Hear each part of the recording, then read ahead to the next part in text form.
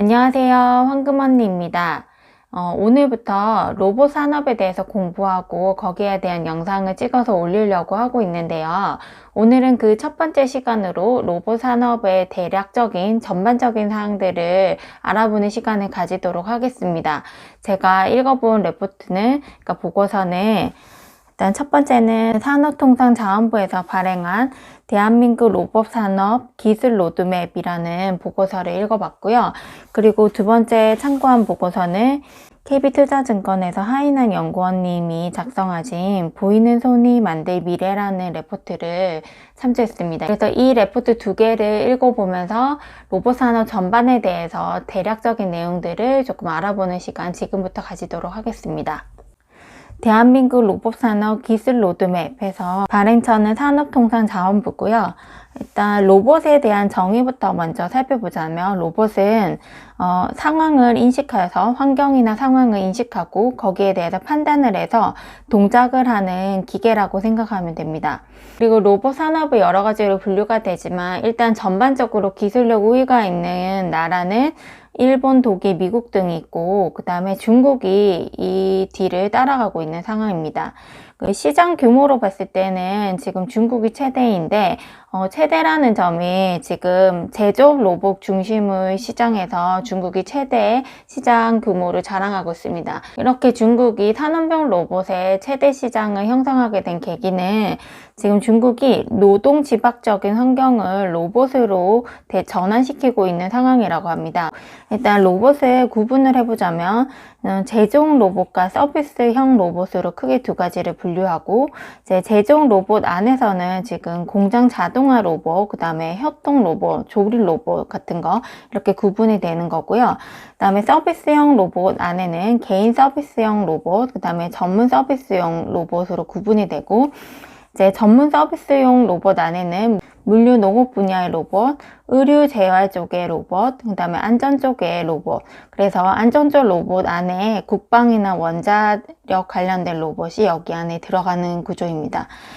제조용 로봇 안에 공장 자동화 로봇, 그 다음에 협동 로봇이나 조립 로봇이 있다고 말씀드렸는데, 지금 공장 자동화 로봇은 자동차 공장 같은 거 생각하시면 될 것 같아요. 그리고 전자전기 공장 이런 것들 생각하면은 그 자동차 공장 쪽 해가지고 이렇게 컨베이어 벨트가 있고 여기에 쭉 기계들이 서 있는 거 보셨을 거예요. 그러면서 컨베이어 벨트는 움직이고 그 위에 자동차가 이렇게 조립되고 나가는 이런 모습들 우리 많이 봤었죠. 그런 것들이 이제 공장 자동화 로봇이라고 생각하시면 될 것 같고, 그 다음에 협동 로봇과 조립 로봇은 나중에 다시 한번 더 구체적으로 좀 살펴보겠습니다. 개인 서비스형 로봇 같은 경우에는 가사 지원 로봇, 그러니까 구체적으로 청소해주는 로봇 이런 것들도 해당이 됐죠. 그래서 에브리봇이 여기에 해당되는 거고요.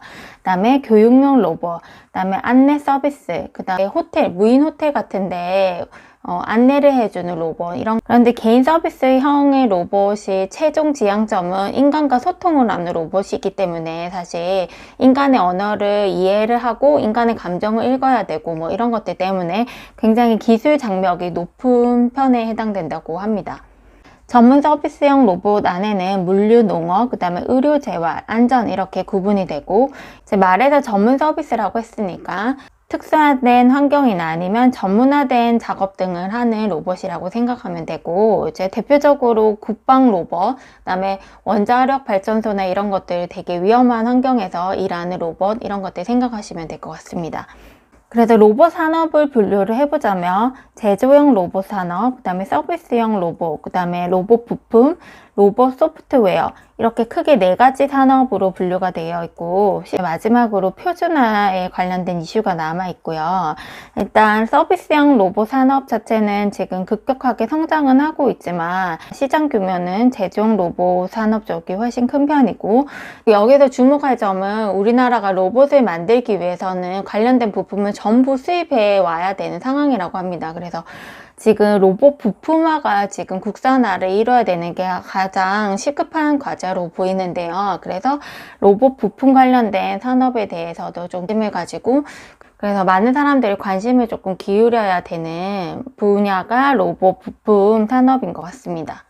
자, 지금부터는 이 레포트의 개괄적인 내용을 쭉 한번 같이 읽어보는 시간 갖도록 하겠습니다. 그래서 먼저 로봇의 정의를 한번 살펴보자면, 로봇 기술 태동기 때의 로봇의 정의는 인간을 모방하여 외부 환경을 인식하고 그 다음에 상황을 판단하고 자율적인 동작을 하는 기계라고 로봇을 정의했다고 합니다. 최근에는 로봇 기술을 설명하는데 충분하지 않을 만큼 사회 전반에 걸쳐서 로봇의 영향력은 확대되고 있다. 실제로 인간의 곁에서 힘들고 더럽고 위험한 일을 대신하거나 단순하고 반복적인 동작을 수행해 왔던 로봇이 이제 스스로 차량을 운전하고 주식을 매수하고 환자를 진단하는 등 인간의 일상생활에 깊숙이 들어와 있다 라고 합니다. 그래서 이 로봇 산업 기술 로드맵을 요약을 하자면, 일단 첫 번째 제조 로봇부터 얘기해 주고 있습니다. 그래서 같이 읽어보자면 2015년 세계 산업 로봇 시장 규모는 111억 불로 추산되며 연평균 14% 성장하고 있다. 대부분의 시장은 소수의 주요 제조사, 이제 여기가 일본 기업이고요. 이게 스위스 기업입니다. 2015년 중국 시장이 전체 시장의 27%를 차지하고 있으며 2019년도에는 38%에 이를 것으로 예상된다. 따라서 중국 시장은 현재뿐만 아니라 향후 5년간 세계에서 가장 큰 시장으로 예측이 된다. 그 이유가 지금 이렇게 나와 있어요. 이는 최저임금의 급격한 상승에 따라서 노동 집약적인 공정의 자동화 필요성이 급격히 증가했기 때문이다. 이러한 경향은 전자전기 분야뿐만 아니라 금속, 플라스틱, 식료품 등의 분야에서도 나타나고 있다. 그래서 전통적으로 제조 로봇의 수요는 자동차 산업용 로봇 시장이었고, 그 다음이 이제 전기 전자 산업용 로봇 시장이었는데, 일단 여기가 가장 규모가 큰 편이고, 이 전기 전자 산업용 로봇 시장은 빠른 속도로 성장해 놓고 있다. 이제 기술의 방향은 결국 노동 집약적 공정의 자동화 기술에서 이제 협동 로봇 기술과 로봇 조립 기술로 가는 방향이다, 이렇게 말하고 있거든요. 그래서 이 보고서의 31쪽을 보면은 이게 가는 방향이다. 지금 보면은 단순 반복 로봇, 이동 등을 하는 로봇에서 점점 조립 로봇, 고밀도 로봇, 고속 로봇 이렇게 가고, 이제 다음이 인간이랑 로봇이 혼성하는 공정을 거친다. 이게 이제 인간과 로봇이 같은 공간에 있다는 거죠. 이게 협동 로봇인데요. 이게 가는 방향이다. 그래서 우리는 지금 여기는 이제 선점하지 못했지만 이쪽 기술을 육성해가지고 이쪽 시장을 잡으면 된다, 이렇게 이 보고서 말하고 있습니다. 일단 협동 로봇의 선도적인 기술을 가지고 있는 기업들이 이렇게 쭉 나와 있지만, 여기서 주목할 점은 우리나라도 지금 보면은 하나 테크윈이 협동 로봇을 이렇게, 그 다음에 오토파워 라는 기업이 협동 로봇, 유로메카라는 기업이 협동 로봇을 이렇게 만들고 있는 거, 이런 것들 볼 수가 있습니다. 그래서 이거의 구체적인 거는 다음 시간에 제정 로봇 레포트를 같이 읽어보면서 구체적으로 다시 살펴보도록 하겠습니다. 그래서 요약을 하자면 제조 로봇 산업 중에서는 협동 로봇 기술과 로봇 조립 기술을 이제 집중해서 육성하려고 하고 있다는 점. 두 번째는 물류 로봇인데, 최근에 온라인 쇼핑이 급증하면서 물류센터에서 물류 로봇 채택이 크게 증가할 것으로 예상이 되고, 인력 부족 문제에 대한 대응과 물류센터의 효율 향상을 위해 24시간 무인 작업이 가능한 물류 로봇이 물류 기업에 의해서 요구되고 있는 상황이다. 그리고 두 번째로는 대형 건물에서 물류 로봇의 적용 시도가 늘어날 것으로 예상된다. 세 번째는 우리가 코로나 시기를 겪으면서 지금 배달료들이 엄청나게 많이 증가했죠. 그래서 이거를 증가된 배달료를 극복하기 위해서 이 배달하는 것을 로봇으로 대체하고자 하는 이런 목소리들이 나오고 있습니다. 아파트의 지하까지는 택배 기사님이 이거를 배송을 해주고, 이제 마지막으로 그 라스트 마일을 이 기계들이 해주는 방법들, 이런 것들에 대한 논의들이 지금 굉장히 많이 나오고 있는 상태입니다. 이런 것들도 지금 물류 로봇에 해당이 되는 거거든요. 이 물류 로봇의 수요를 대응하기 위해서는 이 물류 로봇에 어떤 기능이 되어야 되냐면, 이제 물류센터에 존재하는 수천에서 수만 종의 물품의 종류와 위치, 자세 등에 대한 정밀한 인식과 이들 물품이 대상으로 피킹 작업을 수행하기 위해서 파지 장치와 파지를 위한 학습 기술에 대한 중점적인 추진이 필요하다, 이렇게 되어 있습니다. 그래서 요약을 하자면 물류 로봇 쪽에서는 물품을 정확하게 인식하는 기술이 필요하고 피킹, 이렇게 집어서 올리는 거죠. 피킹을 하기 위해서는 파지 기술, 그리고 이 파지 기술을 학습하기 위한 학습 기술이 필요하다, 이렇게 말하고 있습니다. 세 번째, 농업 로봇 관련해서는 지금 스마트팜 관련된 기술이 먼저 현실화될 것으로 예상된다, 이렇게. 또 자율 농업 로봇 같은 경우에는 예를 들어 이런 거죠. 뭐 열매가 많이 익었으니까 이제 따야 되겠다, 이런 판단을 해가지고 따고, 이런 거죠. 그래서 이거는 노지 환경에서의 자율 농업 기술은 이제 농업의 특성상 작업 대상의 균일화가 어렵고 환경인지 주행, 농작물에 대한 조작 기술들이 타 로봇에 비해서 난이도가 높아서 기술 실현되는 데는 상당한 시간이 소요될 것으로 예상된다, 이렇게 되어 있습니다. 네 번째, 의료 로봇 관련해서는 이제 의료 로봇 시장은 수술용 로봇이 전체 시장의 60%를 달할 것으로 전망이 되나 현재 전 세계의 로봇 수술 시장은 다빈치 수술 로봇이 독점적으로 점유하고 있다. 다빈치 수술 로봇 해가지고 다빈치라는 브랜드거든요. 이게 우리나라 기업 아니고 제가 알기로는 독일 기업에서 만드는 걸로 알고 있는데 아무튼 다빈치 수술 로봇이 독점적으로 향후하고 있다. 그리고 두 번째, 이제 환자 케어 로봇인데요. 이거는 인구 고령화에 따라서 환자 케어 로봇 시장 규모는 지속적으로 성장하고 있다. 그러니까 이 시장이 지금 성장하고 있는 시장이라고 보면 될 것 같습니다. 다섯 번째, 재활 로봇인데 세계 재활 로봇 시장은 뇌졸중 환자의 증가, 고령 인구의 증가, 외래 환자 재활 시장의 증가로 인해서 이것도 굉장히 시장이 크고 있는 상황이고, 국내 재활 로봇의 로드맵은 신경근골격 재활 로봇, 신체 기능 대체 로봇 및 일상생활 보조 로봇 개발에 목표를 두고 이제 개발되고 있다고 합니다. 그리고 여섯 번째는 안전 로봇인데, 안전 로봇이라 인간의 안전을 위해서 전문적이고 공공적인 성격의 서비스를 수행하는 로봇으로 이제 크게 한 세 가지로 구분이 되는데, 이 안에서도 첫 번째는 사회 안전 로봇인데, 사회 안전 로봇 같은 경우에는 산업시설, 대형 건물 등의 진단, 경비 또는 화재 및 재난 환경에서 활용할 수 있는 로봇이라고 합니다. 두 번째는 국방 로봇인데 병사 대체 보조, 군사시설의 보호 등 효율적인 군사작전 임무 수행을 위한 국방 로봇. 그 다음에 세 번째가 원자력 로봇인데, 원자력 로봇은 원자력 시설의 모니터링, 유지 보수, 사고 대응 등을 위한 로봇 등이 여기에 포함된다고 합니다. 여기에서 가장 규모가 큰 게 국방 로봇, 당연히 국방 로봇이 있겠죠. 그 전체 90% 이상이 국방 로봇이 차지하고 있다. 근데 사회안전 로봇이나 원자력 로봇 이런 것들은 사실 블루오션이다, 이렇게 말하고 있습니다.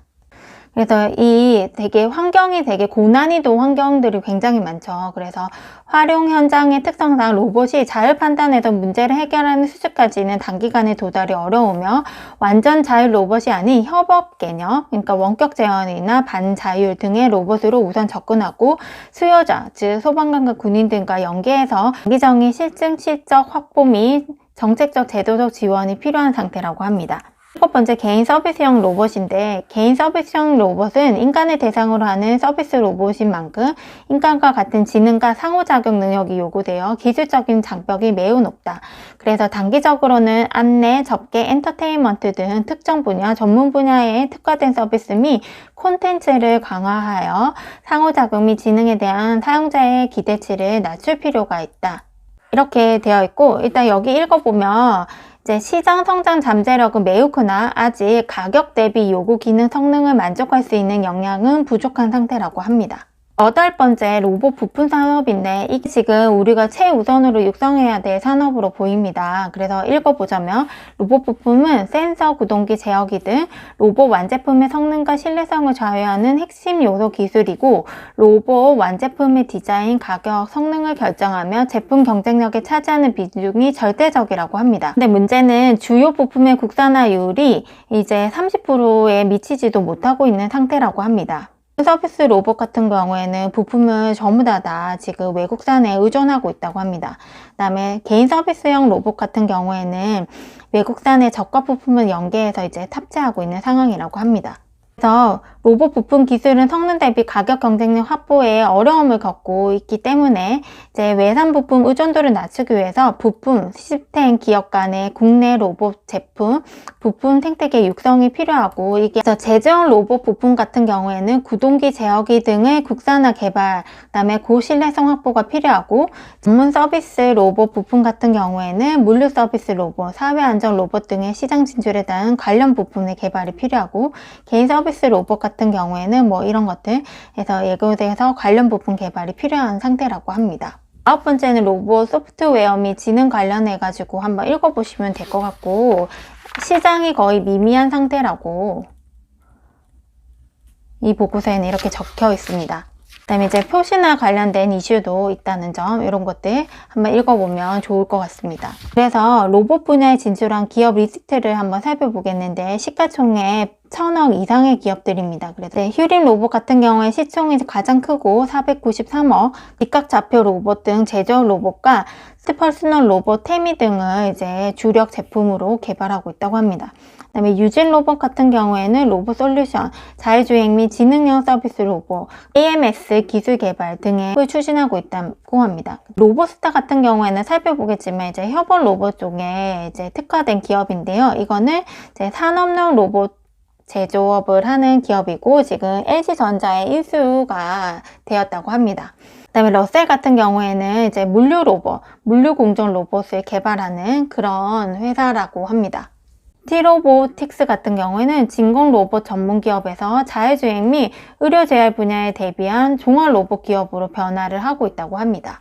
그리고 국내 주요 제조 로봇 생산 기업 해가지고 제조용 로봇이죠. 해서 협동 로봇이 굉장히 중요하다고 말씀드렸는데, 그러니까 우리가 가는 방향이라고 말씀드렸는데, 협동 로봇을 개발하는 기업이 두산 로보틱스가 있고, 이건 아직 상장을 안 한 기업이고요. 그다음에 하나 테크윈을 말하는 것 같은데, 하나가 있고, 그다음에 산업 로봇에는 현대 로보틱스, 이렇게 해서 산업용 로봇 국내 시장에 1위를 하고 있는 기업이라고 합니다.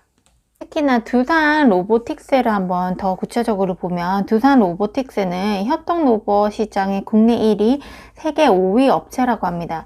연간 판매량이 1000대 이상이고 해외 판매 비중이 거의 70%에 해당된다고 하고요.